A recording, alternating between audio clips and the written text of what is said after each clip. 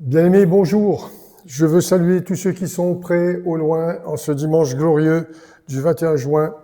Je vous bénis de la part du Seigneur, de la part du Saint-Esprit que vous aimez, et je veux me remettre entre ses mains pour partager avec vous la bonne parole que nous aimons de tout notre cœur. Voilà, peut-être deux petites histoires pour démarrer, des petites histoires drôles pour détendre. C'est un jour de joie, un jour de paix. Deux petites questions. Savez-vous, pour ceux qui sont loin comme auprès, savez-vous, un jour c'est un boulanger qui a des viennoiseries qui rentrent dans sa boulangerie et il veut les ranger. Et il se pose la question, comment je vais les ranger? Alors je vous pose une question, comment vous les auriez rangées, vous? Eh ben, vous ne savez pas. Eh ben, pour ceux qui sont loin comme pour ceux qui sont auprès, je vous dis, ben, c'est très simple. Il va les ranger dans un ordre décroissant. Voilà, c'est simple, mais ça fait rire quand même un peu les enfants et quelques enfants de Dieu. Tiens, une autre du même genre. Un jour, c'est un vieux chat qui a attrapé une toux. Vous avez vu le changement climatique maintenant et tout cela, bref. Et ce vieux chat dit, bon, je vais aller à la pharmacie et je veux un sirop pour arrêter de tousser et tout cela. Et alors, il s'approche du pharmacien et il lui dit, vous auriez un sirop pour ma toux? Bon, allez. Soyons sérieux, on va partager la parole de Dieu aujourd'hui. Et je la partage avec joie parce que ce que je vais vous dire est quelque chose d'actualité. Si j'avais un titre à donner à ce message ce matin, il serait celui-là. Similitude et différence entre Lot et toi qui m'écoutes et moi également parce que je suis un être humain comme toi. Et je vous invite à ouvrir la parole de Dieu dans 2 Pierre chapitre 2 à partir du verset 4, nous allons le lire. Je voudrais vous dire qu'en tant que ministère, j'ai un ministère et je l'ai expérimenté dans beaucoup de pays différents, plusieurs le savent. Je ne veux pas raconter ma vie ici, que ce soit dans le Maghreb, jusqu'en Afghanistan, jusque partout, jusqu'en Syrie et en France éventuellement. Toutes dénominations confondues, car Dieu aime tous les chrétiens du monde, qu'ils soient catholiques, orthodoxes, méthodistes, anglicans, ce que tu veux, darbistes. Dieu aime tous les enfants de Dieu et il voit que dans le cœur. Ça veut dire que Dieu est d'accord avec tout ce que nous prêchons les uns et les autres, même nous, évangéliques de Pentecôte. Hein. Et voilà, comme je dis souvent, bien plus souvent qu'il nous semble, en pleine pente qu'en pleine côte. Hein. Mais donc, peu importe, on n'en est plus là. Le Seigneur revient bientôt, et vous le savez. Et il y a des tas de phénomènes qui vont se produire. En tant que ministère, je dois garder l'Église le plus possible et me garder moi-même dans la vérité. Et il va y avoir de plus en plus, ne vous étonnez pas, de confusion. Le diable va mettre le paquet pour déstabiliser beaucoup d'enfants de Dieu. Si je pouvais parler, je vous dirais, si vous saviez le nombre de coups de téléphone que je reçois, je suis déstabilisé. Mais je ne le montre pas, par des chrétiens, des chrétiennes, mais je vous garantis que je connais depuis des années, honnêtes et bons, et qui aiment le Seigneur, j'en doute pas. Mais complètement déstabilisés par l'état de notre société, de la confusion, du péché ambiant, et beaucoup de dénominations différentes qu'ils ont fait, partout ils ont vu une confusion, au point qu'ils sont sortis des églises, ils ne savent plus à quel saint se vouer, c'est le cas de le dire, et ils sont déstabilisés. Et mon but, au travers de ce message-là, c'est de vous montrer que ce que vous vivez est parfaitement normal, il n'y a rien de nouveau sous le soleil, et ça a déjà été vécu avant, notamment par Lot et tous ceux qui l'ont précédé. Je vous invite à ouvrir dans 2 Pierre au chapitre 2, à partir du verset 4. Voilà, c'est un avertissement que Dieu va donner à son peuple. La Bible nous dit là, car si Dieu n'a pas épargné les anges qui ont péché, mais s'il les a précipités dans les abîmes de ténèbres et les réserve pour le jugement, ils ont péché quand ces anges, pour ceux qui sont jeunes dans la foi? Ils ont péché bien avant qu'Adam et Ève viennent sur terre. Il y avait une histoire au ciel avant. À un moment donné, il y a eu un cataclysme au ciel. Les choses cachées sont à notre Dieu, les choses révélées à nous et à nos enfants. Un jour, le Seigneur nous expliquera toutes choses quand on sera au ciel. Mais il y a eu un cataclysme. Qui va dire que Dieu n'était peut-être pas très bon, il n'était pas juste. Il aimait peut-être certains de ses enfants plus que d'autres. Mais Dieu est parfait. L'amour de Dieu est parfait. Dieu aimait ses anges, ses archanges. Dieu est amour. Il ne peut pas faire autrement que de fonctionner dans l'amour. Car si Dieu n'a pas épargné les anges qui ont péché, ah bon, des anges ont péché? Ben oui. S'il a précipité dans les abîmes de ténèbres et les réserve pour le jugement. À un moment donné, Lucifer, pour pas le nommer, s'est levé et a dit, basta, on va partager, en français courant, vous comprendrez mieux le français courant, on va partager le magot. Moi aussi, je vais t'adorer sur la montagne. Ah là là. Et guerre dans le ciel entre les anges. Ça nous paraît incroyable. Hein. Les anges sont amour, ils sont à notre service, ils nous aiment, ils sont à l'image de Dieu. Et la Bible nous révèle un petit peu, à coin du voile, dans Ézéchiel, dans beaucoup d'autres textes, je ne vais pas parler de ça maintenant, qu'à un moment donné, Satan est parti avec un tiers des anges. C'est pas qu'il est parti, c'est qu'il a été chassé du ciel. Avant, c'était un archange. Et il connaissait la musique, c'est le cas de le dire, au sens propre et au sens figuré. Il était responsable de la musique au ciel.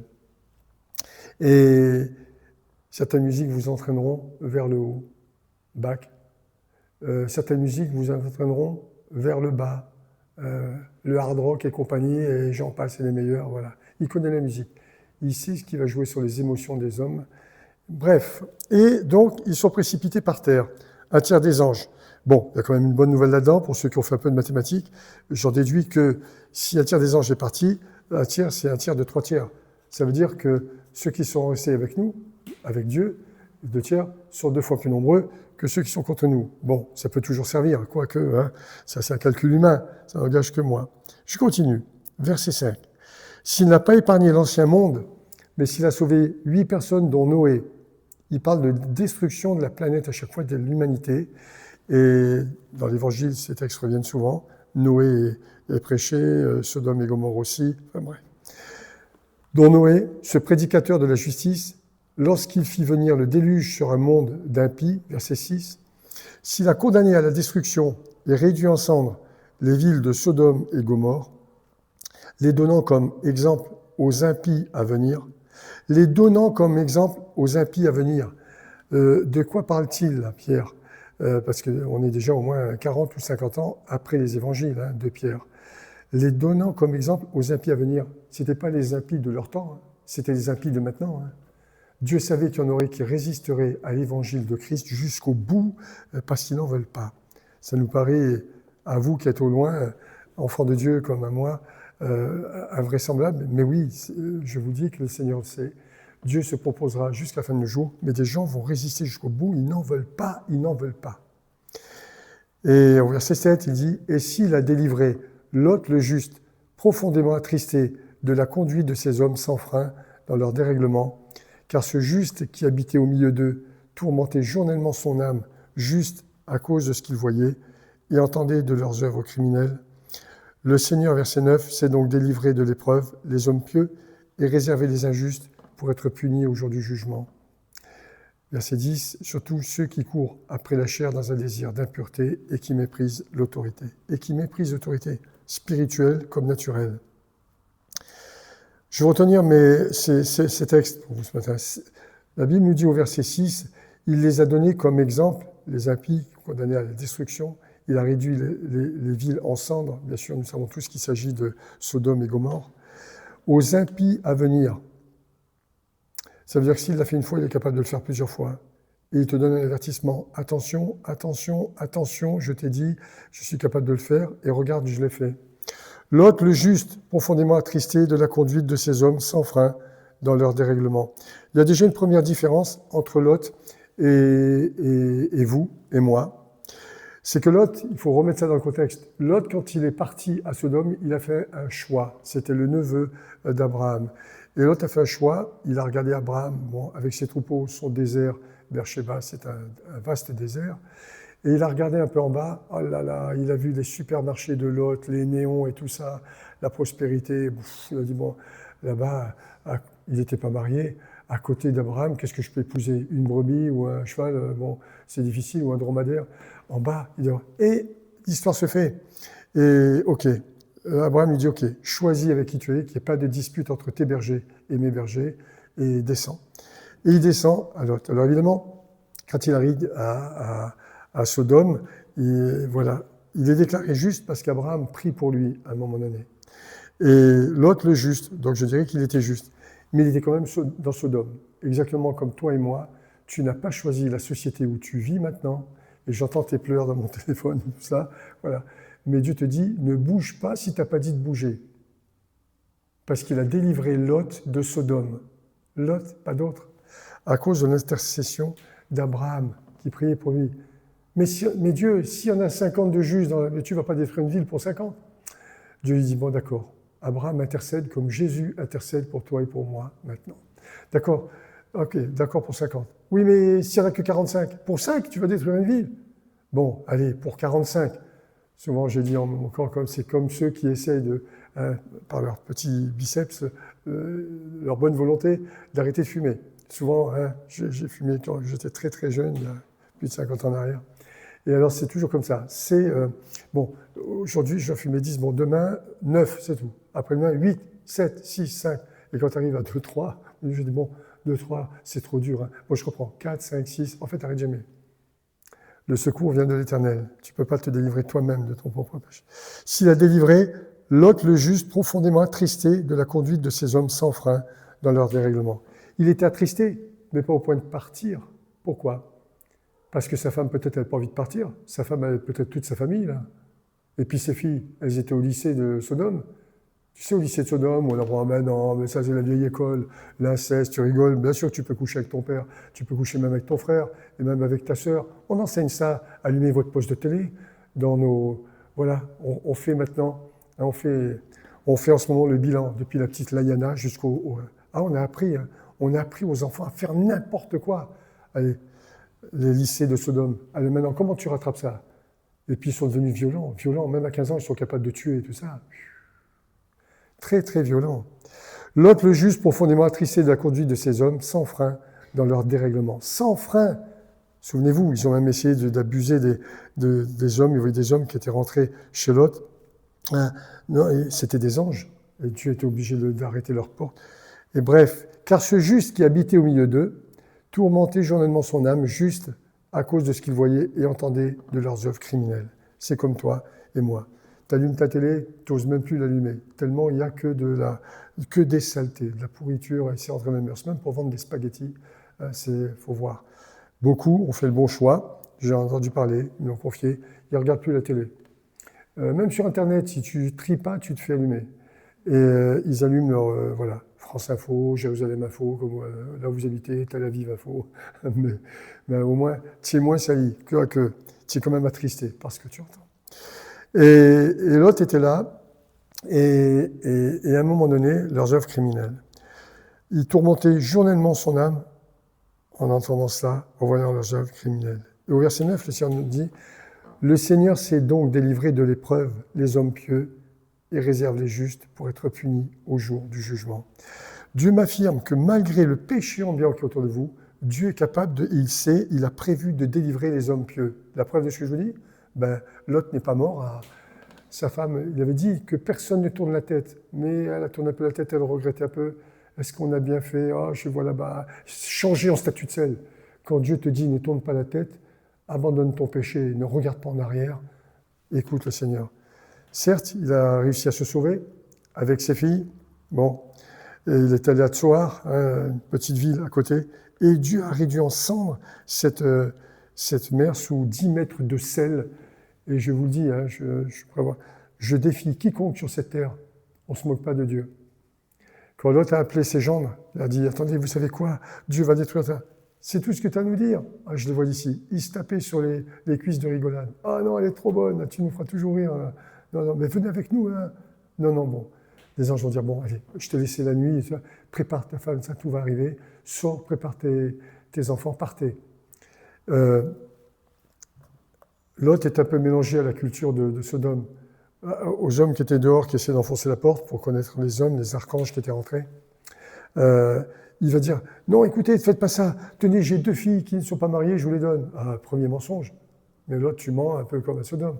Bien sûr, c'est pour sauver des anges. Mais vous savez, Dieu n'a pas besoin de vos mensonges pieux ou des miens pour sauver son royaume sur cette terre. Soyez toujours vrais. Et dites la vérité avec toute douceur. Et elles étaient mariées et elles ne le sont plus. Hein. Elles sont parties sans leurs époux. Ils n'ont même pas été capables de sauver leurs conjoints.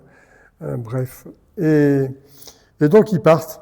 Et après, elles vont faire des bêtises qu'on leur a appris pour aider Dieu. Vous le savez, Elles vont dormir avec leur père pour que la race se poursuive.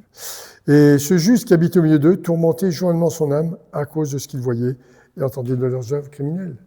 Et Dieu l'a délivré, comme il est capable de nous délivrer. Je voudrais vous dire qu'il va s'approcher de plus en plus, et me servir d'un exemple ce matin. Je voudrais vous parler ce matin du prochain film qui va sortir, qui est déjà sorti depuis le 10 juin 2026, et vous verrez le rapport qu'il y a. C'est un prochain film qui est sorti déjà le 10 juin, que vous allez certainement voir, du Juif. J'aime beaucoup les Juifs. Le Seigneur aime aussi ses enfants, Israël, qui sont encore convertis ou pas encore. Le prochain film du Juif Spielberg. Steven Spielberg. Tout le monde a entendu parler de Steven Spielberg dans notre génération. C'est un bon cinéaste, mais non converti, d'après moi. C'est un bon cinéaste, mais pas converti. Il a fait d'excellents films que vous avez tous vus. La liste de Schindler, Il faut sauver le soldat Ryan, vous avez tous vu. E.T., tiens, l'extraterrestre. Il est porté sur les affaires d'extraterrestres. Il est curieux de nature, comme les disciples étaient curieux de nature. On est tous curieux de nature, c'est pas un péché. Mais Seigneur, dis-nous quand est-ce que ça va arriver, le jour de ton avènement. Ils voulaient savoir une date, une précision, ils étaient curieux. Dieu ne leur fait pas le reproche d'être curieux. Et soyons curieux pour fouiller la parole de Dieu et trouver des vérités encore, non révélées ou qui vont nous être révélées personnellement. Et il va leur dire, non mais il ne vous appartient pas de connaître le jour et l'heure, même pas le Fils le connaît, seul le Père au ciel. Hein. Mais vous voyez, il ne leur reproche pas d'être curieux. Les Dents de la Mer, qui n'a pas vu Les Dents de la Mer, etc. Beaucoup d'autres films que je ne vais pas parler là. Et il sort un prochain film, je ne dirai pas le nom en anglais pour ne pas écorcher l'anglais, mais en tout cas, au Québec, ça a été il est sorti au Québec, au Canada, avant chez nous, en 10 juin. Ils l'ont intitulé, le titre, La Révélation.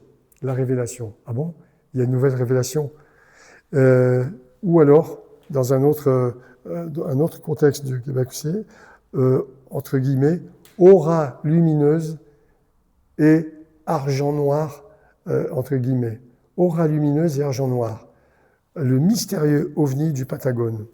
Parce que ce qui s'est passé, bien aimé, c'est que, et son prochain film, bien sûr, va avoir trait aux soucoupes volantes, il faut que vous sachiez que depuis 79 ans qu'on a dissimulé la vérité, c'est Spielberg qui le réserve. Il faut savoir qu'il a existé à un moment donné, vous pouvez cliquer sur Internet, il y a quelque chose qui est vrai,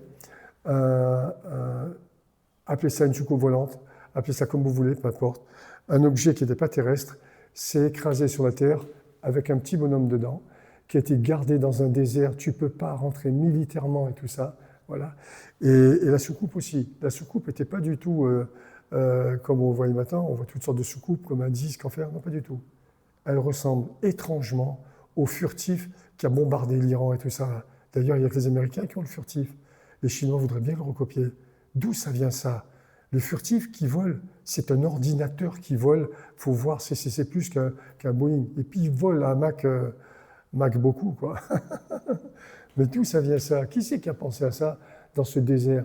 Et c'est quoi ce petit bonhomme martien ou jupitérien ou je ne sais quoi, vert ou jaune ou bleu? Pourquoi vous ne voulez pas le montrer? Et Obama essaie d'ouvrir ça parce que les Américains veulent savoir.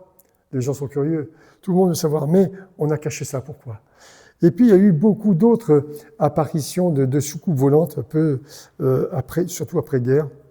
Et elles ont toutes été analysées avec l'intelligence artificielle. Toutes, elles avaient une explication terrestre, sauf 28. 28, c'est pas moi qui le dis, le film m'a raconté, 28 cas ont été filmés et vus de près, sans réponse. Ni des petits hommes verts, ni de rien du tout. 28 cas filmés, dont un qui est célèbre, celui que vous allez voir sur le film de Spielberg. C'est cela, c'est ce qu'ont dit les Canadiens. Les archives de la NASA l'ont tenu aussi comme cela. Aura lumineuse, vous allez voir un disque, et dedans, il y a, ça tourne dedans, c'est comme c'est de l'argent, comme de l'argent noir. Ça tourne, et puis ça se balade, mais d'un seul coup, chou, c'est parti. Et qui c'est qui a vu ça? Ceux qui ont vu ça, c'est des cosmonautes de la NASA qui voient ça. Ils sont en train de revenir sur la Terre. Attendez, c'est des hommes, c'est des savants, hein, ils ne vont pas raconter des salades, ils sont directement comme ça. Attendez, il y a un objet devant nous, là. Il y a un objet qui nous observe, qui ne part pas. Eux, ils avancent toujours, hein, mais qui ne les tamponne pas, vous voyez, ils doivent reculer en même temps. Je ne sais pas comment ça s'est passé. Et l'objet fait ça. Les gars regardent, ils ont filmé, bien sûr, ils ont filmé, c'est comme ça qu'on a les images. Et Spielberg a eu les images. Et chou, il part tout de suite de se poser des questions, les Américains. Lesquelles? Questions légitimes. Qu'est-ce que c'est? C'est peut-être les Russes qui ont inventé une nouvelle arme pour nous bombarder.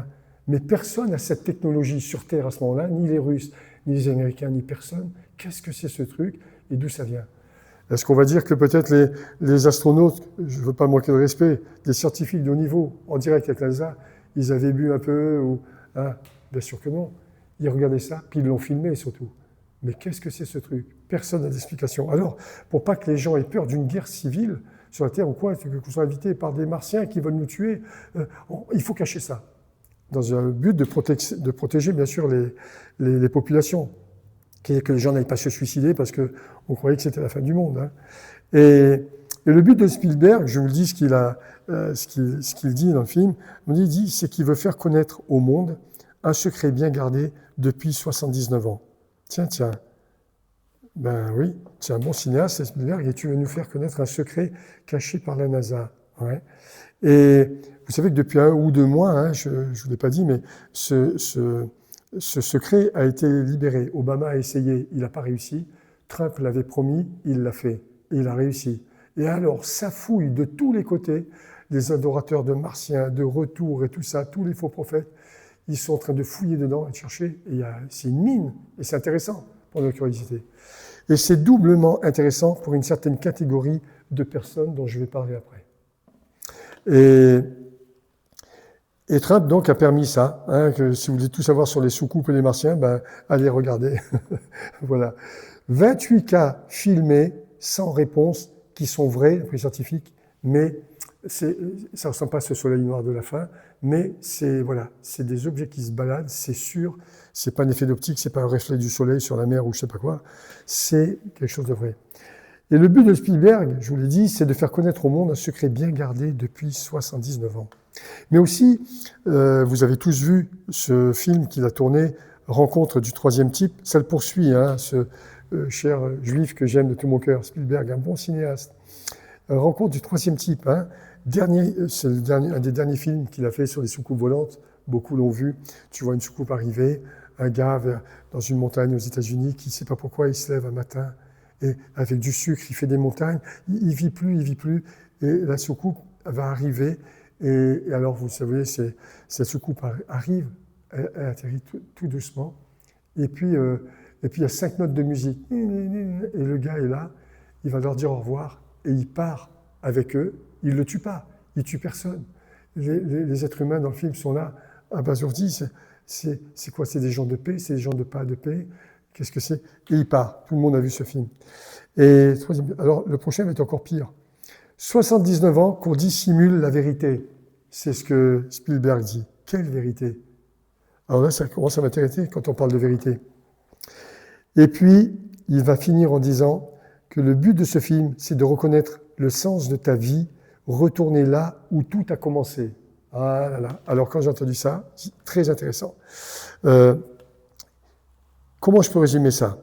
28 cas. Toute l'espérance, cette histoire de film reflète toute l'espérance créée pour les hommes. Et on peut se poser la question, d'abord, quelle espérance? Et deuxièmement, pour quel genre d'homme?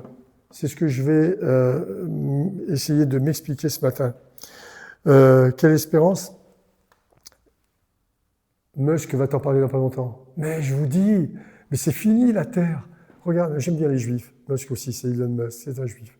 J'aimerais bien le rencontrer. Et parce qu'il est attachant, puis parce que Dieu aime tous les Juifs. Pour l'instant, il ne chante pas encore des cantiques. Mais vous ne pouvez pas me dire qu'il n'en chantera pas. Dieu veut sauver tous les enfants d'Abraham, les musulmans. Il a bien commencé. C'est en train de s'arranger avec l'Iran, mais alors comme il faut. Ils vont chanter des cantiques à la fin. Ismaël est aussi un fils d'Abraham.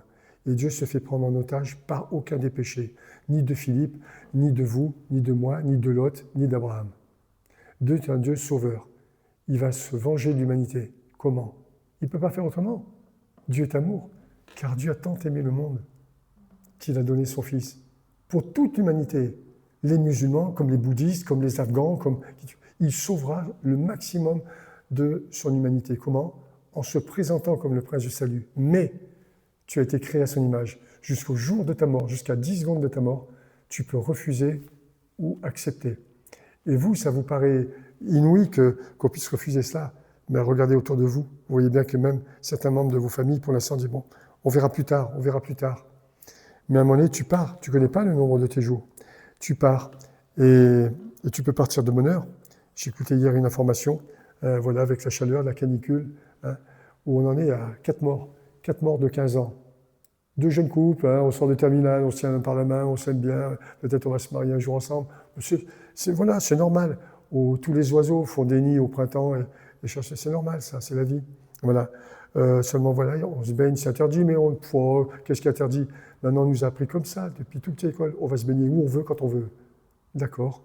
Et alors, tu te jettes près d'un barrage, la fille est aspirée, le garçon qui est un jeune homme, il va plonger pour la sortir, 2 morts. 2 fois 2, ça fait 4 morts. Ceux-là, ils n'avaient pas prévu de mourir à cet âge-là, et moi non plus. Et plaise à Dieu que vos enfants vivent beaucoup plus longtemps et parviennent totalement, et les miens aussi, à la connaissance du salut. Je reviens au début. Alors, l'espérance créée pour les hommes, quelle espérance? Mais c'est qu'il y a peut-être des petits hommes verts, jaunes, bleus qui peuvent... Il y a peut-être une solution ailleurs, parce que sur Terre, on a fait le tour du problème sur Terre. Et pour quel genre d'homme? Alors, dans 2 Timothée, la Bible répond pour quel genre d'homme? Au chapitre 4, on va avancer un peu plus vite, il est écrit, à partir du verset 1er, Paul va parler à Timothée, il va lui dire « Je t'en conjure devant Dieu et devant Jésus-Christ qui doit juger les vivants et les morts, et au nom de son avènement, c'est-à-dire de son retour, et de son royaume, prêche la parole, insiste en toute occasion, favorable ou non, reprend, censure, exhorte, avec toute douceur et en instruisant. » Il ne le dit pas simplement à Paul, il le dit à tous les ministères qui vont s'étaler sur les 2000 ans. À vous qui m'écoutez au loin, qui êtes pasteur, peut-être conducteur ou conductrice d'un groupe, vous êtes sincère, peu importe votre dénomination. Et il dit, insiste en toute occasion, avec toute douceur. Certes, pour la douceur, j'ai encore à apprendre, mais je sais, il me dit, prêche la parole, pas autre chose. Je ne te prêche pas les petits martiens, les machins, ou je ne sais pas quoi, ou une nouvelle doctrine. Quoique on puisse être très déçus par les églises qui nous ont accueillis. Voilà. Mais la parole, ça reste la parole. Elle était là avant ma naissance, et elle sera là sûrement après mon départ, si je devais partir. Elle sera toujours là. C'est la meilleure preuve que Dieu existe. Si on arrivait à me brûler toutes les Bibles de la terre, voilà, toute la parole de Dieu sur terre, je croirais qu'on s'est trompé. On a cru un truc qui n'existait pas. Tous les livres de la bibliothèque d'Alexandrie ont disparu sous la mer. La Bible est toujours là. C'est le livre le plus imprimé au monde. C'est tout ce que j'ai à dire. Dieu veille sur sa parole. Sa parole faite chair, c'était Jésus. Il veille aussi sur Israël, l'olivier franc. Je ne suis pas pro-juif avec une petite kippa sur ma tête à aller planter des oliviers pour mériter mon ciel. J'en suis pas là. Je vous dis qu'il y a des gens bien partout et il y a des gens pas bien partout, même chez les juifs actuellement, parce qu'ils ne sont pas encore éclairés. Hein. Comme dans nos églises, comme dans ma propre église. Il y a des gens qui sont nés nouveaux, qui ont compris quelque chose, et d'autres pas encore. Mais il ne faut pas les bousculer. Dieu peut encore se révéler à eux. Ils sont vivants après tout. Ma Bible ne vous dit-elle pas, notre Bible, qu'un chien vivant vaut mieux qu'un lion mort? Tant qu'ils sont vivants, Dieu a encore prié pour ceux qui sont encore vivants, même si c'est vos enfants. Tant qu'ils sont vivants, Dieu n'a pas jeté le gant. N'arrêtez pas de prier pour les vôtres. Je continue. Car il viendra un temps où les hommes ne supporteront pas la saine doctrine, verset 4. Mais ayant la démangeaison d'entendre des choses agréables, ils se donneront une foule de docteurs, selon leurs propres désirs. Détourneront, verset 4, l'oreille de la vérité c'est la parole de Dieu, et se tourneront vers des fables. Oui, ici, les petits hommes verts, et on va analyser cela. Dans Ésaïe 40, mais toi, sois sobre, sois sobre en toutes choses, supporte les souffrances, fais l'œuvre d'un évangéliste. Un évangéliste, il prêche l'évangile, il prêche pas autre chose, pas des nouvelles doctrines à la mode. Et je veille sur toutes les églises où je suis passé dans tous les pays pour que jamais, le temps de la fin venant, on n'a jamais été aussi proche de l'enlèvement de l'Église, personne ne connaît ni le jour ni l'heure, qu'on soit vraiment trouvé dans la vérité. Dans Ésaïe 40, regardez, dans Ésaïe 40, il est dit quelque chose qui est parallèle à ça. Et puis je vous rappelais que Jésus lui-même a dit, en parlant d'Ésaïe, Ésaïe a bien prophétisé sur vous. C'est Jésus qui rend témoignage d'Ésaïe. J'aurais aimé qu'il rende témoignage de Philippe. Philippe, dans l'Évangile, la seule fois où il a ouvert la bouche, il a dit des bêtises. Ouais, mais si on avait un peu d'argent, on pourrait aller à la boulangerie, acheter un camion. Bref. Et le Seigneur le laissait parler. Il avait Jésus à côté de lui. Il cherchait comment on pouvait acheter des baguettes de pain pour 5000 personnes. Bref, c'est Philippe. Bon, enfin, j'espère que je dirai moins de... Je compterai plus sur le Seigneur de ma vie. Dans Ésaïe 40, le Seigneur veut nous parler de sa venue prochaine, déjà à l'époque, et du néant de toute créature, que les êtres humains sont. Et il va dire cela par la bouche d'Ésaïe, à partir du verset 10. « Voici le Seigneur l'Éternel vient avec puissance, et de son bras il commande. Voici le salaire est avec lui, et les rétributions le précèdent. » Puis-je vous rappeler qu'Ésaïe, c'est entre 650 et 800 ans avant les évangiles. Comme un berger, il paîtra son troupeau, il prendra les agneaux dans ses bras et les portera dans son sein. Il conduira les brebis, au verset 11, qui allaitent. Verset 12, qui a mesuré les eaux dans le creux de sa main, pris les dimensions des cieux avec la paume, et ramassé la poussière de la terre dans un tiers de mesure. Qui a pesé les montagnes au crochet et les collines à la balance, verset 13. Qui a sondé l'esprit de l'Éternel? Qui a éclairé de ses conseils? Avec qui a-t-il délibéré pour en recevoir de l'instruction? Qui lui a appris le sentier de la justice? Qui lui a enseigné la sagesse et fait connaître le chemin de l'intelligence? Allez-y, expliquez-moi. Oui, même vous, les copains du grand architecte, vous êtes les petits architectes. Ah, ces chers francs-maçons que j'aime de tout mon cœur. J'ai des amis qui sont francs-maçons, qui sont en train de se tourner vers l'Évangile. J'ai prié avec mon épouse sur une plage dans le sud d'Israël, avec deux, père et fils, qui priaient aussi, nous invités au restaurant. Vous avez des gens bien partout. J'ai prêché dans des mosquées. Je suis allé prêcher, j'ai été invité au milieu des Rosicruciens. Bien sûr, j'y suis allé. Tu ne crois pas que je vais être pris par un virus de Rosicruciens, non? S'ils peuvent entendre l'Évangile. Tu ne sais pas si un ne va pas être touché par ton témoignage et se convertir à la fin. Ils sont sincères. Même s'ils sont, à mon sens, dans l'erreur et autoproclamés, quand tu es copain du grand architecte, parce que tu es instruit, mais pas forcément intelligent. La Bible, on peut être très instruit sans être intelligent. La Bible dit que l'intelligence, c'est celui qui le connaît, c'est celui qui me cherche. Tu peux être très instruit, tu es très plus que moi, tu sais, tu es capable de gérer un aéroport, un hôpital, etc. Tu as des doctorats, mais tu ne connais pas Dieu. Alors, tu t'es autoproclamé, ben oui, je vais être franc-maçon, copain du grand architecte. Hein, le petit peuple, il ne peut pas comprendre. Oh, Saint-Pierre, il a un CAP de pêche à la dorade. Mais oui, mais en fait, il avait quand même l'intelligence de Dieu et cherchait Dieu. Et les autres, ben, à la fin, tu t'es fait... Bon, je suis copain du grand architecte, donc il n'y a pas de problème. Regarde, nous, on va gérer l'humanité, le troupeau, il ne peut pas comprendre. Tu t'ôtes de la capacité de la repentance, tu t'es jamais repenti, tu n'es jamais né de nouveau, et tu crois que tu connais Dieu, mais Dieu ne te connaît pas. Et je vous le dis sans mépris, sans jugement, téléphonez-moi, venez, invitez-moi chez vous, dans vos loges, et tout ça, vous allez voir si je ne vais pas prêcher avec amour, et je vous dis que Dieu veut vous sauver. Je l'ai vécu avec mon épouse, on a prié avec des gens, des sont du haut niveau, père et fils, chef d'entreprise, je n'oublierai jamais de ma vie, et j'ai vu des gens sincères partout. Dieu veut en sauver le plus grand nombre. Je reviens à mon texte. Qui lui a donné la sagesse et fait connaître le chemin d'intelligence? Verset 15. Voici, les nations sont comme une goutte d'un seau. Elles sont comme de la poussière sur une balance. Voici les îles. Quand il parle des îles, il parle souvent de l'Occident, de l'Empire romain. Sont comme une fine poussière qui s'envole. Verset 16. Le Liban. Tiens, on n'a jamais autant parlé du Liban. Le Liban ne suffit pas pour le feu, vu ce qu'ils se prennent sur la... mais enfin, c'est en train de s'arranger depuis ce matin. Et demain matin, vous le verrez. Et ces animaux ne suffisent pas pour l'Holocauste. Ah, ces chers Iraniens, les Mèdes, les Mèdes, il faut vraiment il faut les brûler, tous ces Juifs, ça vraiment, quand l'être humain déteste et auprès de tuer l'autre être humain. Qui est le plus coupable? Un Juif qui essaye de tuer un Iranien ou un Iranien qui essaye de couler. Mais où Dieu nous a appris à tuer quelqu'un? que ce soit en Irlande du Nord ou quoi. Vous allez me dire, oui, mais ils défendent leur peau, bien sûr. Et si on se mettait à intercéder en convertissant, en jeûnant, en priant sur un rôle national au lieu de tuer des êtres humains? Tout le monde se moque bien de Trump. Pour l'instant, il s'en fiche complètement, on peut se moquer de lui. Mais pour l'instant, il a évité. Vous croyez qu'il n'est pas capable? Il a 2450 bombes atomiques. Un orgueilleux, il aurait appuyé sur le bouton depuis longtemps. J'ai dit stop, c'est stop.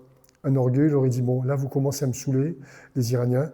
Vous voulez quoi? L'arme atomique? Regardez, regardez, on vous l'envoie. Je t'en envoie. 5 missiles sur le pays, il n'y a plus de pays. T'as compris ce que je te dis? Là, les Chinois vont regarder. Poutine, tu vas appuyer toi aussi sur le bouton? Allez, on va commencer. Combien de ces missiles? 2650, j'en ai 2450. On peut tous détruire la Terre en moins de 2. Dormez tranquille, ils ne sont pas fous. La Terre ne sera pas détruite par les hommes. Jamais les hommes pourront détruire ce que Dieu a créé. Il y aura des nouveaux cieux et une nouvelle terre, mais c'est Dieu qui va le faire. Mais cette terre-là, dormez tranquille, elle ne sera pas détruite. Malgré les tonnes de missiles, on pourrait détruire la planète 150 fois. Dieu veille sur sa création. Voici les nations sont comme une goutte d'eau, elles sont comme de la poussière sur une balance. Voici les îles sont comme une fine poussière. Et il dit, toutes les nations sont devant lui comme un rien. Elles ne sont pour lui que néant et vide. Qu'est-ce qu'il veut nous dire? Il veut nous dire simplement ceci. Ceux qui se pensent intelligents, puissants, etc., il y en a eu des empires depuis, regardez la statue de Daniel, depuis le début. Et nous, on est le dernier empire. C'est les pieds. Les pieds. On est à la fois de fer et d'argile. C'est un sacré mélange. Hein. Il y a une petite pierre va tomber, elle te met toute la statue par terre. On a quelque chose de fort en nous, hein, on est intelligent, on est instruit, tout ça. Mais on a quelque chose de... Parce que le fer et l'argile, te dit Daniel, ils ne peuvent pas être soudés ensemble. Ben non, il n'y a pas d'unité. Et bien, ce que je vous dis, ben, l'État européen, on est 28. Oh, on est trop nombreux. Monsieur Macron va te le prouver, on est trop nombreux. 10, ça serait plus facile à gérer. Il faut faire l'Europe dans l'Europe. Non, parce que là, ça devient épouvantable. Hein. 28. Hein. Et puis, il faut un seul patron. Tiens, moi, par exemple, ou Madame von der Leyen, qui se verra bien aussi, hein, et Dieu regarde tout ça du ciel. D'accord. Et vous voulez faire quoi? Et je reviens à mon sujet. Toute l'espérance créée pour les hommes. Quelle espérance? Mais c'est une façon d'être sauvé. Sans ta religion chrétienne, hein, on n'en veut pas, on n'en veut plus.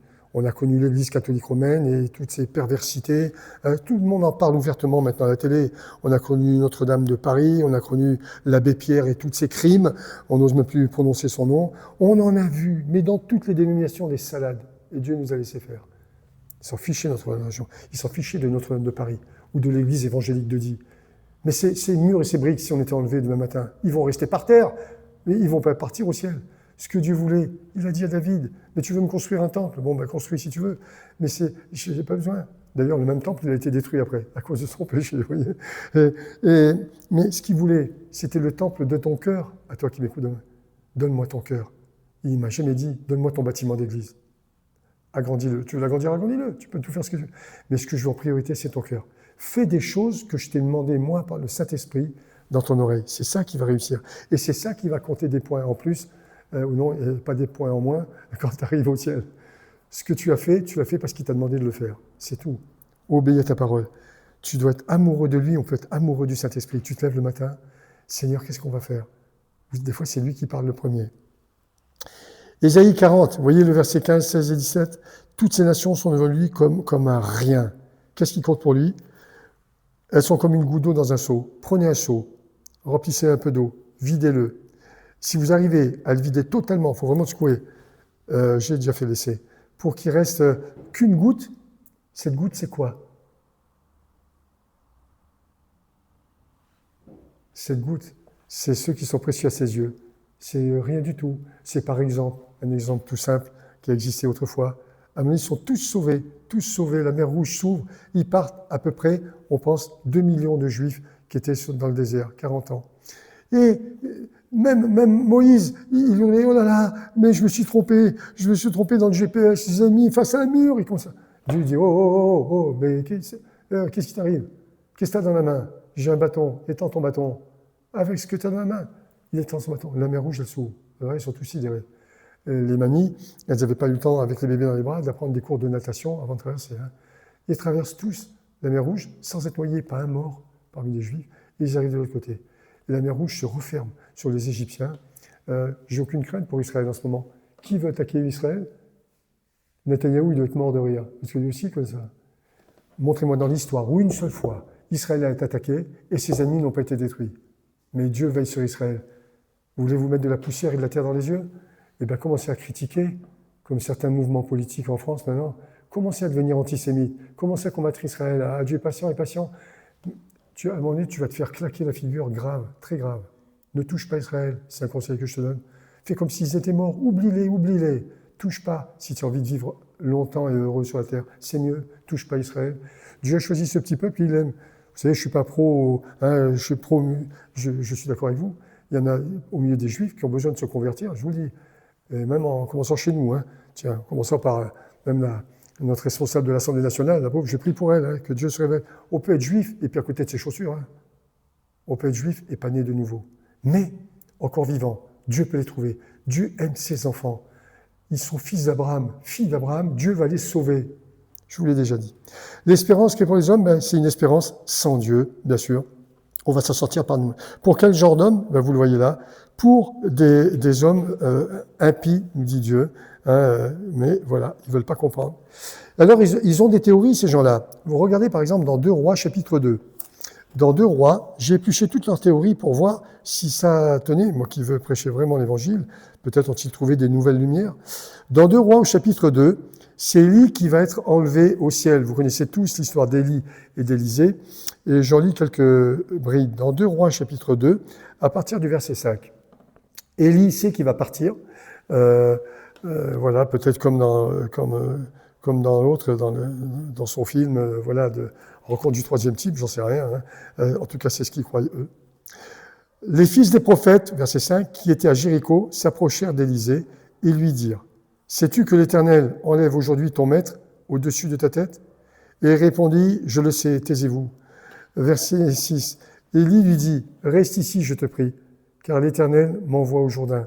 Il répondit: l'Éternel est vivant et ton âme est vivante, je ne te quitterai point. Bon, Élie ne va pas se battre, c'est un homme de paix. Bon, ils poursuivirent tous deux leur chemin. Verset 7. 50 hommes d'entre les fils des prophètes arrivèrent et s'arrêtèrent à distance vis-à-vis. Et eux, 2 s'arrêtèrent au bord du Jourdain. Il n'y a que 2 qui passent le Jourdain. Un coup la mer Rouge, un coup le Jourdain. Dans ton ministère de chrétien, de chrétienne, tu auras passé ces 2 choses-là. Je ne veux pas prêcher là-dessus ce matin. C'est trop intéressant, trop long.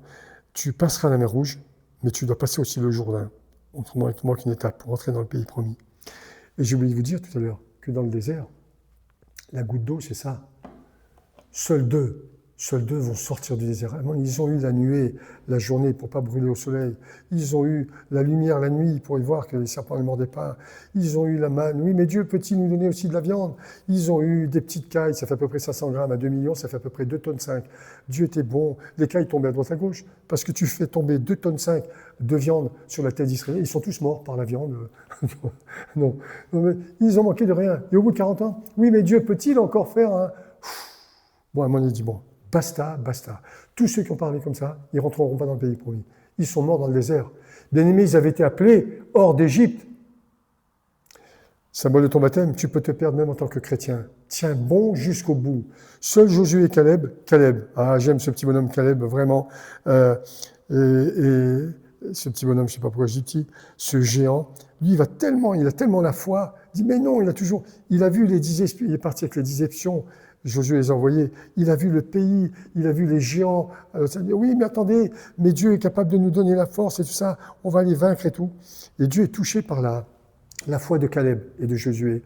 Et à Caleb, il va lui donner Hébron. C'était sa ville. Et Caleb, tu vas le voir, on le retrouve dans les livres de l'Ancien Testament, jusqu'au bout de sa vie. Il a à peu près 95 ans. Je sais, puisqu'il meurt à 110 ans, il me dit 95 ans. Et alors je l'imagine, en français courant, pour que les Français me comprennent bien. 95 ans. Mais tu connais toi aussi qui m'écoutes, plein de gens qui sont morts à 15 ans, on l'a dit tout à l'heure, à 25 ans, à 30 ans. Tu ne connais pas le nombre des jours, et moi non plus. Remplis bien ton ministère. À chaque jour suffit sa peine. Voilà. Dès que tu te lèves le matin, cette journée-là encore pour Jésus, une de plus. N'arrête pas. Je suis un homme d'église parce que je sais lire ma Bible, et voilà. Et vous êtes aussi responsable parce que vous aimez le Seigneur et qu'il nous tienne tous dans la vérité. Et là, Caleb va dire, quoi? les gars reviennent, les petits jeunes, la nouvelle génération. Les Anakim, ils vont nous attaquer. Oh là là, ces gens, ils vont nous mettre une tannée. En français courant, bien sûr. Oh là là.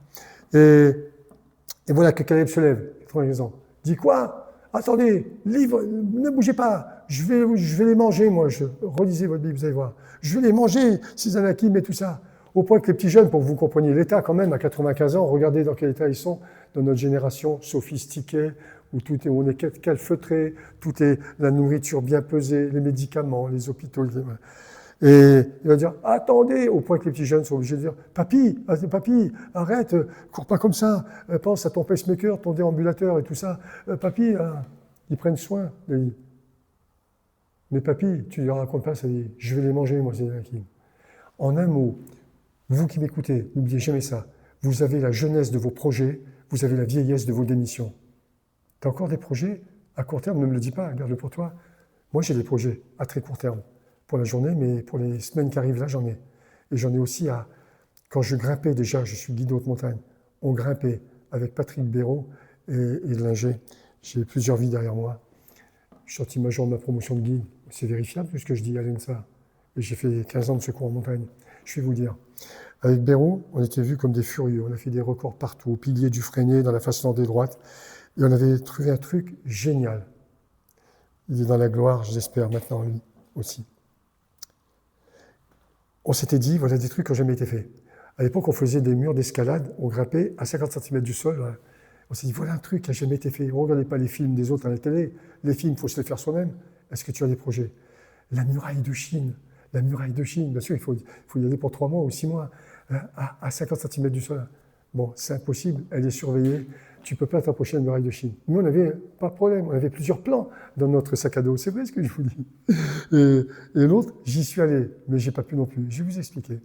On s'était dit, voilà un truc qui n'a jamais été fait en escalade. Les 3 pyramides au Caire. Mais c'est du 4x4 dessus pour ceux qui font de l'escalade, c'est rien du tout. Je me suis approché, j'ai commencé à grimper dessus. Je vous dis, c'est des blocs de pierre. 12 arêtes. 3 x 4, 12, pas éloigné, en courant d'une pyramide à l'autre. Dans la journée, tu es capable d'enchaîner les 12 arêtes. On avait enchaîné des tas de voies d'escalade, plusieurs voies dans la journée. Les 12 arêtes, elles n'ont jamais été faites. Je suis allé en Égypte. Patrick n'était plus là. Et je me suis approché pour voir la faisabilité. Mais c'est faisable. Je vous dis que c'est du 4x4 dessus. Mais à peine tu commences à grimper, tous les dromadaires des flics arrivent avec fusil à l'unité. Tu risques pas de monter sur une pyramide, tu vas te faire tirer dessus. Bref, j'ai senti que c'était mieux de renoncer à cette première. Tant pis pour moi, il faut renoncer plutôt que de se prendre une balle. Je pense qu'ils sont assez furieux pour te tirer dessus. Vous voyez, des projets, tu peux en avoir plein. Et maintenant que j'ai ça, c'était dans le monde naturel. Et vous croyez que j'aurais moins de projets maintenant pour l'œuvre de Dieu? Plaise à Dieu que vous ayez aussi des projets. Et là, dans 2 Rois chapitre 2, on a lu ensemble, il va dire, au verset 9, « Lorsqu'ils eurent passé, Élie dit à Élisée, « Demande ce que tu veux que je fasse pour toi, avant que je sois enlevé d'avec toi. » Élie savait qu'il allait être enlevé. Élisée répondit, « Qu'il y ait sur moi, je te prie, une double portion de ton esprit. » Élie dit, « Tu demandes une chose difficile, mais si tu me vois pendant que je suis enlevé d'avec toi, cela t'arrivera. Ainsi, sinon, cela ne t'arrivera pas. Si tu me vois pendant que je serai enlevé, pas parce que je vais être dissous et partir en fumée. Il réapparaît, puis je vous rappelez qu'Élie réapparaît sur la montagne de la transfiguration avec Jésus dans son corps glorifié. Et il a le même pouvoir que Moïse qui, lui, est rentré aussi. Il est sur la montagne de la transfiguration. Mais ses pouvoirs de changer l'eau en sang, c'est lui seul qui l'avait. Élie hérite de ses dons pour les temps de la fin, pour l'Antichrist et ce qui est en train d'arriver. Apocalypse chapitre 11. Et Élie ne revient pas comme ceux qui vont revenir, comme Enoch et compagnie, ceux qui sont jamais morts. Il ne revient pas au Stade de France, hein. Il ne revient pas à Saint-Pierre de Rome, hein. Il revient à Jérusalem. C'est Apocalypse chapitre 11 qui dit là où la ville du grand roi, là où Jésus a été crucifié. C'est écrit noir sur blanc. Cela ne t'arrivera pas ainsi, sinon cela t'arrivera. Comme il continue à marcher, en parlant, voici, un char de feu et des chevaux de feu les séparèrent l'un de l'autre. Élie monta au ciel dans un tourbillon. Il n'est pas mort pulvérisé. Verset 12. Élisée regardait et criait. Je suis sûr qu'il n'avait jamais vu un truc pareil. Moi non plus. Mon père, char d'Israël et sa cavalerie. Et il ne le vit plus. saisissant ses vêtements, vous lisez jusqu'au verset 14, il a une autorité, il va repartir. Mais c'est intéressant ce qu'il va dire là. Élisée regardait au ciel, criait « Mon père, char d'Israël et sa cavalerie ». Alors bien sûr, la théorie de ces gens sans espérance, qui voudraient autre chose que la religion, que la vérité, je les ai lus, ils te disent « Ah non mais attendez, mais bien sûr, mais mettez-vous à la place d'Élisée ». Mais à l'époque, même les voitures n'existaient pas, ni les trottinettes électriques. Les gars, ils n'avaient jamais vu. Donc ils voient une soucoupe volante venir. Donc la soucoupe volante, il peut le prendre pour des chariots de feu et voilà, un chariot de feu, ça veut dire soucoupe volante. D'accord? Peut-être. Mais alors qu'est-ce que la Bible en parle? Et après tout, regardez, même Elon Musk, qu'est-ce qu'Elon Musk qui pense pas à ça? Dans Jean au chapitre 10, regardez ce que la Bible nous dit. Dans Jean au chapitre 10. La Bible, elle doit toujours, tes révélations doivent être toujours éclairées, et il n'y a rien de nouveau sous le soleil, Dieu nous donne toujours la réponse. Dans Jean au chapitre 10, à partir du verset 7, il est écrit, Jésus leur dit encore, il parle à ses 12 disciples autour de lui. Ils sont près de Jérusalem, en Judée, la tribu de Juda, tout ça. En vérité, je vous le dis, verset 7, je suis la porte des brebis. Tous ceux qui sont venus avant moi sont des voleurs et des brigands, mais les brebis ne les ont point écoutés. Je suis la porte, verset 9, si quelqu'un entre par moi, il sera sauvé. Il entrera et il sortira. Il trouvera des pâturages. Verset 10. Le voleur ne vient que pour dérober, égorger et détruire. Moi, je suis venu afin que les brebis aient la vie, et elle l'ait en abondance. Pour l'instant, le Dieu de l'islam n'est pas le Dieu de l'Évangile. Il n'y a qu'à regarder le nombre de gorges tranchées. J'ai fait plusieurs années en Algérie, je peux vous en parler. L'église de Tizi Ouzou, je connais par cœur, et ils me connaissent, et ils me téléphonent encore. Je suis le bon berger, mais je suis toujours vivant. Et je fais du ski avec vous, avec mes petits-enfants, etc., etc. C'est Dieu qui te garde vivant. Tant que tu es dans ses projets à lui. Je suis le bon berger. Le bon berger donne sa vie pour ses brebis. Mais le saint mercenaire, qui n'est pas le berger et à qui n'appartiennent pas les brebis, voit venir le loup, abandonne les brebis, prend la fuite et le loup les ravit et les disperse. Le mercenaire s'enfuit parce qu'il est mercenaire. Il se met pas en peine des brebis. Tant que les brebis peuvent lui rapporter quelque chose, un petit bachiche, ben oui, il est mercenaire, il marche à l'argent. Je suis le bon berger.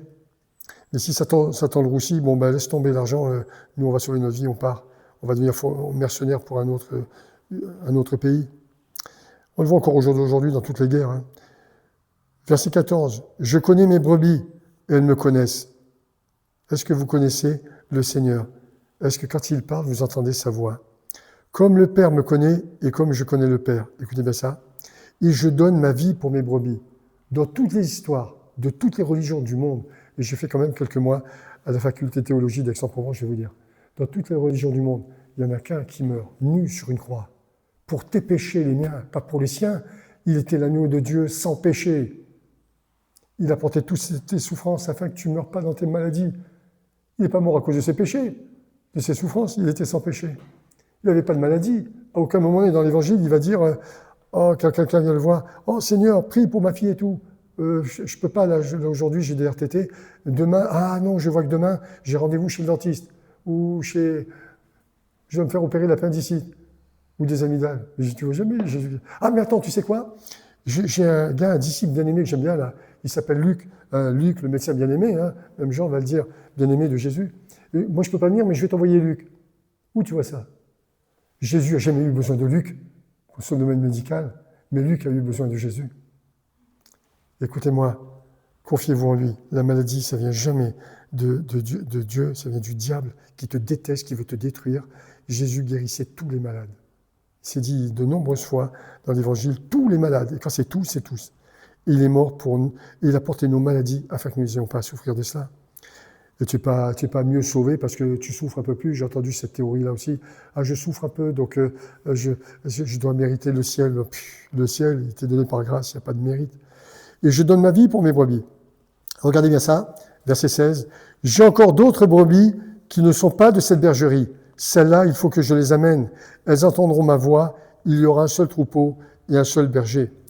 Alors beaucoup, depuis Elon Musk et de ce genre d'homme, je vous ai parlé tout à l'heure, qui parlait des soucoupes volantes, des chariots de feu, tout ça. Elon Musk également, je suppose qu'il est là-dedans. Lui, il est intelligent, il est instruit, il est capable de t'envoyer des lunes, des satellites. Puis alors maintenant, voilà, Elon Musk, célèbre, il t'envoie Starlink, des satellites, on est bientôt à 100 par an qui reviennent sur Terre.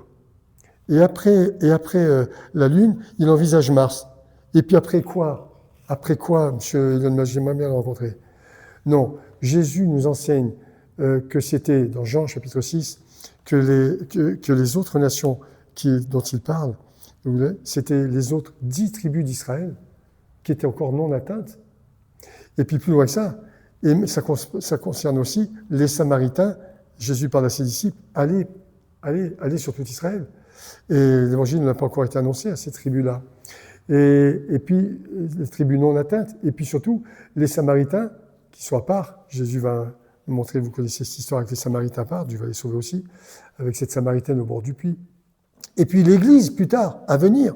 Jésus a tout cela, mais à aucun moment, Jésus nous parle d'autres martiens venus d'autres galaxies, et je vais aller plus loin que ça, et je vais finir. Si vous regardez l'histoire de la NASA, quand Irving, Armstrong et tout ça, ont atterri sur une lune arrière, ils savent, en 69, ils savent qu'il y a déjà, juste après-guerre, ce furtif, où je vous ai parlé au début, qui a enterré ce martien, ils savent qu'il y a quelque chose. Donc, toujours ces instruits, ces francs-maçons, ou ces instruits tout court, mais qui ne veulent pas de Dieu. Ils savent et ils veulent montrer aussi que si jamais ils nous suivent, qu'ils nous voient, qu'ils sachent qu'on est venu, alors ils vont mettre une plaque que vous pouvez regarder sur Internet. Elle n'est pas très grande, elle est comme mon pupitre, elle fait ça, vous voyez, elle n'est pas très grande. Elle est en métal et elle a été mise par Irving sur la Lune. Un seul schéma synthétisé. Tu vois un homme de profil expliquant au travers le schéma, ils sont quand même instruits, ça explique à tout le monde, à d'éventuelles créatures d'une autre planète qui la liraient en venant, tiens, les humains sont venus là, allons voir qu'est-ce qu'ils ont planté là pour voir, qui puissent lire cette plaque de métal qui ne peut pas rouiller, elle ne peut pas fondre, elle peut pas... Ils ont tout prévu, les gars, ni fondre au soleil, ni je ne sais pas quoi, que nous sommes humains de la planète Terre, mus par un esprit de découverte et de paix, paix avec un majuscule. On ne veut pas faire la guerre avec aucune autre planète. Déjà, on recherche le secours de d'autres, on ne sait jamais. Peut-être ces martiens, ils veulent conquérir, il y a eu des films guignols tournés là-dessus, ils veulent conquérir la Terre, même encore dernièrement. Alors, je vais en arriver à une conclusion finale. Je vous remercie de votre patience. Une conclusion finale. Dans 2 Timothée, chapitre 4, versets 1 à 3, on l'a lu tout à l'heure, dans 2 Timothée, chapitre 4, versets 1 à 3. « Je t'en conjure devant Dieu et devant Jésus-Christ, qui doit juger les vivants et les morts, et au nom de son avènement et de son royaume. Prêche la parole, insiste en toute occasion, favorable ou non, reprend, censure, exhorte avec toute douceur et en instruisant. » Je ne reviens pas là-dessus, je me suis expliqué là-dessus. « Car il viendra, versets 3 et 4, un temps où les hommes ne supporteront pas la saine doctrine, mais ayant la démangeaison d'entendre des choses agréables. » C'est agréable, oui, on peut se sauver autrement. Ils se donneront, peut-être on peut montrer cette nouvelle vérité à toute l'humanité. Ils se donneront une foule de docteurs selon leurs propres désirs, détourneront l'oreille de la vérité, il n'y a qu'une seule vérité, et se tourneront vers des fables. C'est des fables, tes martiens. Et je voudrais dire, ça c'est Philippe qui le dit, Saint Philippe le dit, comme vous êtes saint, là où Dieu vous a mis, au Portugal, en Hollande, n'importe où, il y en a qui m'écoutent de tous les côtés, même voilà, peu importe. Aucun de ces pseudo-martiens, écoutez bien, j'ai bien vérifié, j'ai cherché, je veux savoir si ce que je prêche, et je vous conseille de faire comme moi, est vraiment la vérité. Aucun de ces pseudo-martiens qui seraient venus sur Terre est venu communiquer, par exemple, un message de paix. Je vous dis un message de paix, ça c'est moi qui invente, un message de paix à la gloire de Jésus, bien sûr, ou d'un archange biblique quelconque, du genre. Vous savez les gars, tiens, par exemple, l'autre qui a créé la rencontre du troisième type, Les Martiens auraient pu descendre au lieu de nous jouer 5 notes de musique et dire, les gars, avec un petit drapeau blanc, non, n'ayez pas peur, hein. Vous savez, nous aussi, hein, le Fils de Dieu est venu un jour sur notre planète. Oui, c'est ça qui parlait. Vous savez, les autres, il s'est révélé aussi à nous. Donc, ne craignez rien, on vous fera jamais aucun mal. Il n'y a pas un seul Martien apparu à tous les illuminés qu'il y a, qui est venu parler de Jésus et de glorifier le Fils de Dieu. Pas un seul. Je vais finir. En fait, c'est créer une espérance sans Dieu. Dans 2 Corinthiens, chapitre 11, regardez, c'est court, versets 13 à 15. Ces hommes sont de faux apôtres, des ouvriers trompeurs, déguisés en apôtres de Christ. Écoutez bien, versets 14 et 15. Et cela n'est pas étonnant, puisque Satan lui-même se déguise en ange de lumière. Il n'est donc pas étrange que ses ministres aussi se déguisent en ministres de justice. Leur fin sera selon leurs œuvres. Leur fin sera selon leurs œuvres. Il y a une pub à la télé qui dit simplement ceci pour une société de crédit. Que j'ai entendu, j'ai ri dans mon cœur, parce que c'est vraiment vrai. C'est pour tous ceux qui ont peu d'argent. Je n'ai pas le droit de faire de la publicité, hein, peu importe, mais c'est vrai. Mais qui ont peu d'argent. Et il y a une société de crédit qui leur prête de l'argent, facile, ou qui leur en donne. Pour ceux qui ont peu d'argent, mais beaucoup d'avenir. Ça veut dire qu'ils ont la jeunesse avec eux. D'accord? Ah, ça m'a fait chaud mon cœur, bien sûr, parce que ça, c'est nous.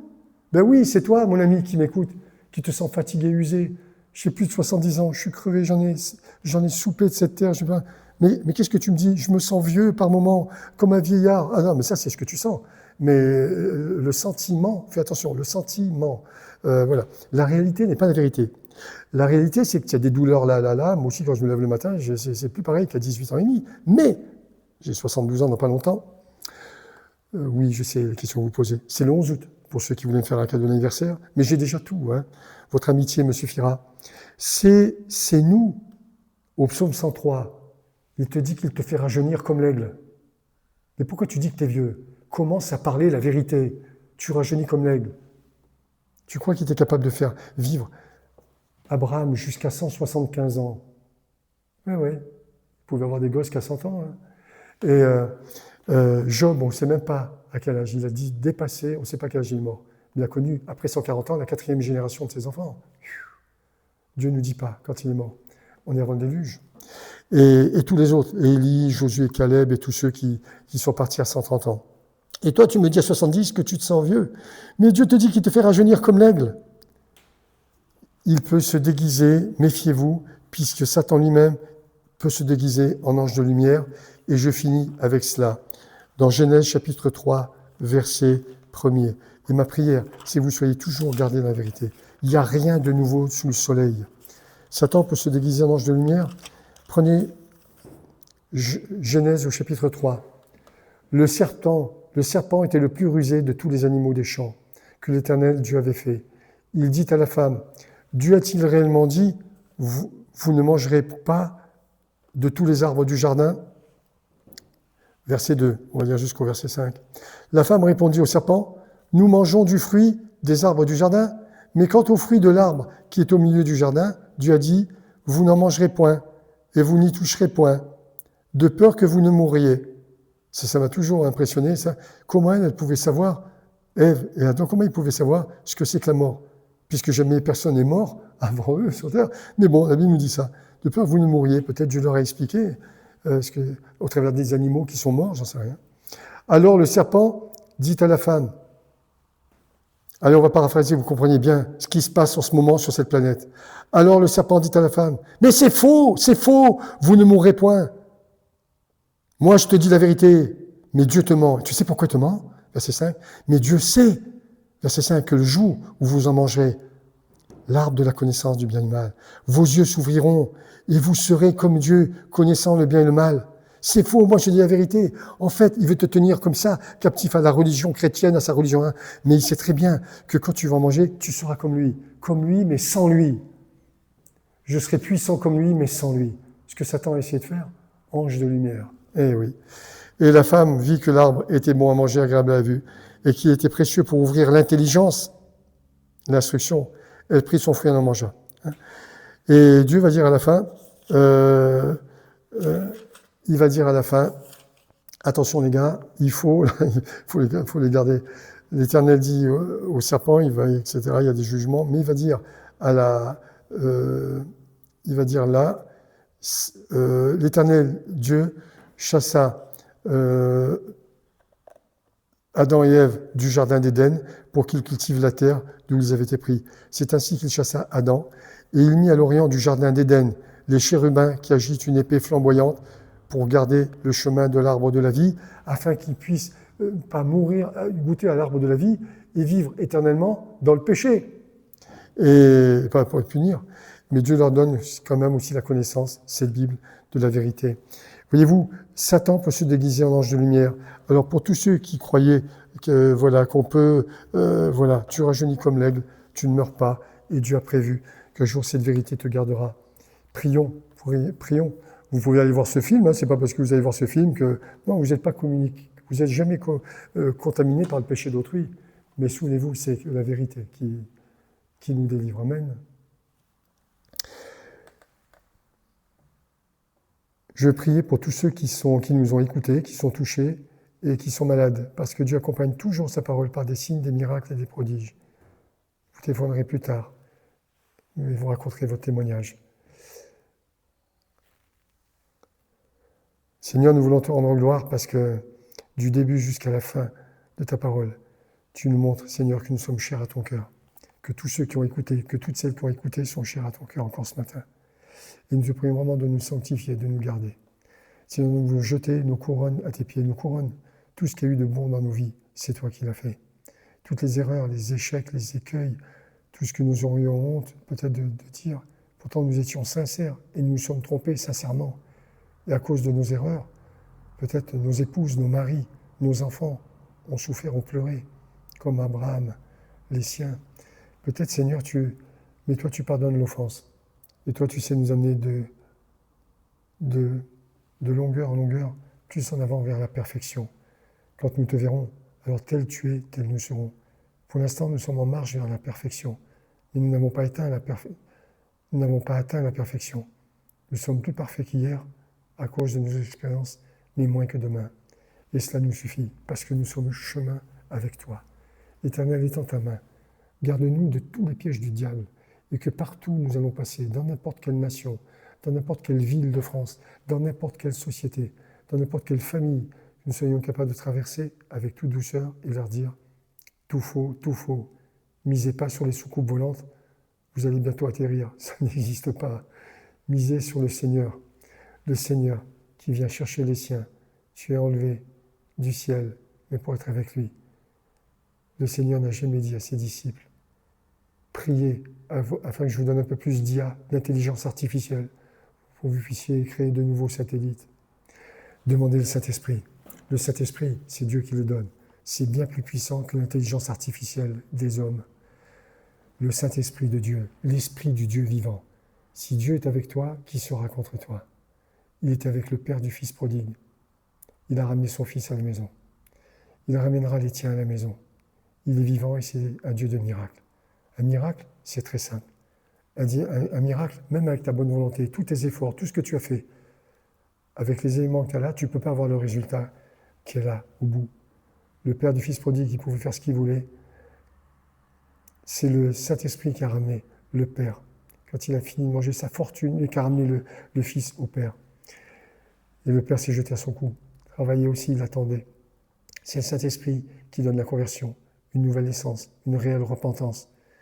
Et il a pu être habillé par son Père d'une robe de justice, comme nous le serons, d'une robe blanche quand il va apparaître. Oh, il y aurait tellement de choses à dire.